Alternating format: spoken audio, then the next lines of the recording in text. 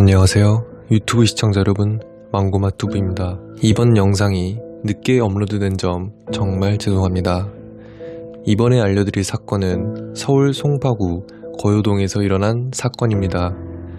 한 가정집에서 남편을 제외한 아내와 3살 아들, 10개월 된 딸이 살해당한 사건입니다.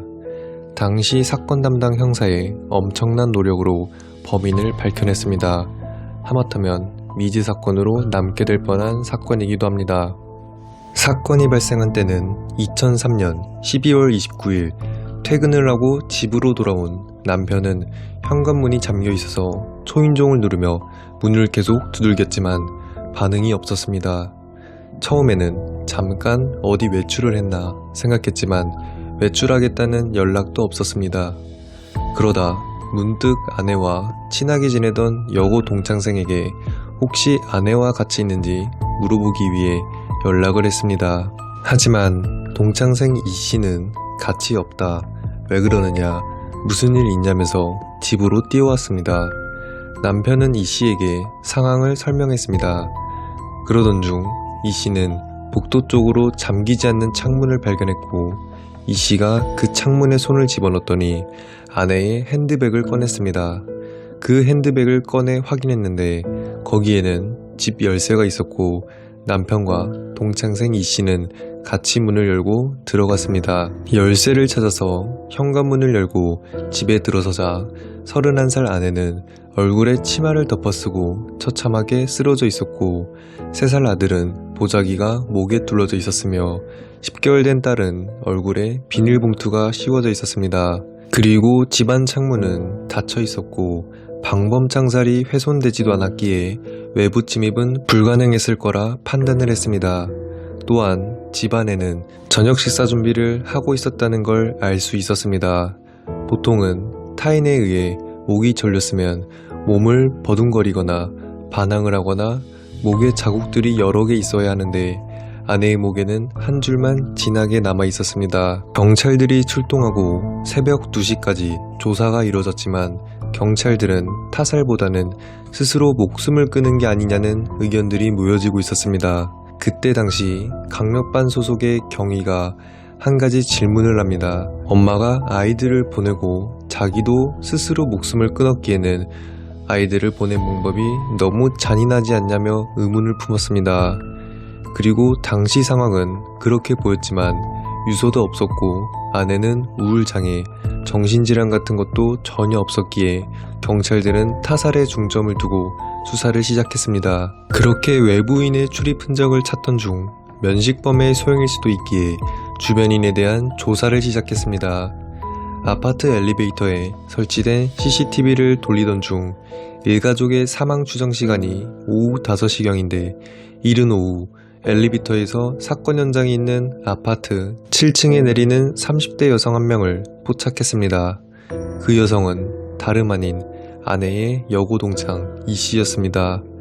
경찰은 이씨를 용의자로 지목하고 조사를 했습니다. 경찰 조사에서 이씨는 자꾸 왼손을 감추려고 소매 안으로 집어넣었습니다. 경찰은 이 행동을 수상하게 여기고 손을 꺼내겠더니 이씨의 왼손에는 진한 한 줄이 손에 있었습니다. 그리고 왜 그날 낮에 박씨 집을 갔는지, 손의 자국은 왜 생겼는지 강하게 추궁하자 처음에는 집의 화장실을 고치다 생긴 자국이라며 변명했지만 결국 자신이 범행을 저질렀다며 자백을 했습니다. 자백을 하면서 이씨의 말은 경찰들을 당황하게 했습니다. 하지만 절대로 증거를 찾을 수 없을 거예요. 다른 증거를 찾지 못하면 나를 처벌할 수 없을 테니 어디 한번 증거를 가져와 보세요 라고 했습니다. 경찰은 일단 이씨를 긴급 체포했고 24시간 안에 이씨의 집을 수색한 결과 범행에 쓰인 것처럼 보이는 잘린 페트병과 한 해 동안 이씨가 한 일이 빼곡하게 담긴 일기장, 범행 며칠 전의 행적이 기록된 종이, 범행 수법과 도구를 그린 그림, 그리고 2003년이 가기 전에 박씨의 아내를 살해하겠다는 다짐도 발견되었습니다. 이씨의 범행 방법은 이렇습니다. 이씨가 박씨의 집으로 놀러갔고 처음에는 아무 일 없다는 듯이 평소처럼 출입을 한 뒤에 엄마에게 깜짝 쇼를 보여주자라며 아이들한테 다가갔습니다. 그리고 아들 보고 먼저 작은 방에 들어가 있으라고 말한 뒤 수건과 보자기를 챙긴 후 아들 혼자 있는 작은 방으로 들어갔고 기다리고 있던 아이의 입을 수건으로 틀어막은 후 보자기로 목을 졸랐습니다. 그리고 이 씨는 지렛대의 원리를 이용한 범행수단을 미리 설치해둔 뒤 박 씨에게 어렸을 때 숨바꼭질을 하는 것처럼 아이들이랑 놀자라며 박 씨의 치마를 머리 위로 올려 앞을 볼 수 없게 만들고 작은 방에 있는 아들이 깜짝 쇼 준비를 다 했다고 거짓말을 한 뒤 작은 방으로 유인했습니다. 박 씨는 왼손에 10개월 된 딸을 안고 천천히 작은 방 쪽으로 이동하였습니다. 그렇게 방문 앞에 도착하자 이 씨는 빨랫줄로 만든 올가미를 박 씨 목에 걸고 있는 힘껏 잡아당겼습니다. 박 씨는 왼손에 자신의 딸이 떨어질까봐 숨이 끊어지는 순간까지도 별다른 저항을 하지 못하고 점점 의식을 잃어갔습니다. 그리고 죽은 여성 옆에서 울고 있는 딸의 머리에 비닐봉지를 씌워서 싸늘한 주검으로 만들었습니다. 그 후 이 씨는 아무 일 없다는 듯 현관문 밖으로 나가서 열쇠로 현관문을 걸어 잠근 뒤 핸드백에 열쇠를 넣어놓고 창문 틈 작은 방으로 던져두고 현장을 떠났습니다. 살인의 동기는 더욱 소름이었습니다.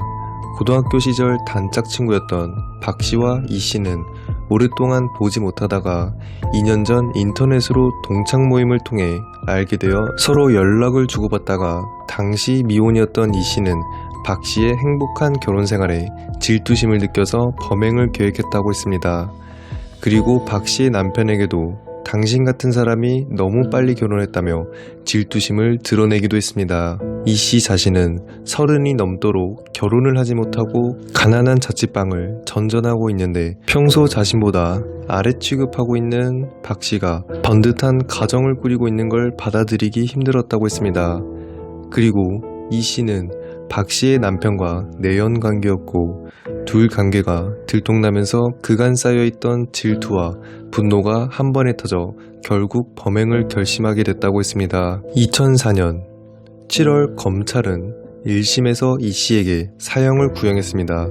하지만 1심 재판부는 피해자들에게 진심으로 참여하고 반성하는 모습을 보이지 않아 극형을 고려함이 마땅하지만 교화와 개선의 가능성이 미약하나마 남아있는 점을 참작한다며 무기징역을 선고했습니다. 이 씨는 이후 진정서와 반성문을 제출하며 항소와 상고를 이어갔지만 2005년 3월 대법원에서 무기징역이 그대로 확정되었습니다. 여고 동창생이 질투심을 느껴 한 가족을 무너뜨린 거요동 사건에 대해 알려드렸습니다. 이 사건에 대해 궁금하신 분들은 영화 멜리스를 찾아보시기 바랍니다. 이번 영상도 시청해주셔서 감사하며 여러분의 좋아요와 구독은 저에게 큰 힘이 됩니다. 지금까지 망고맛 두부였습니다.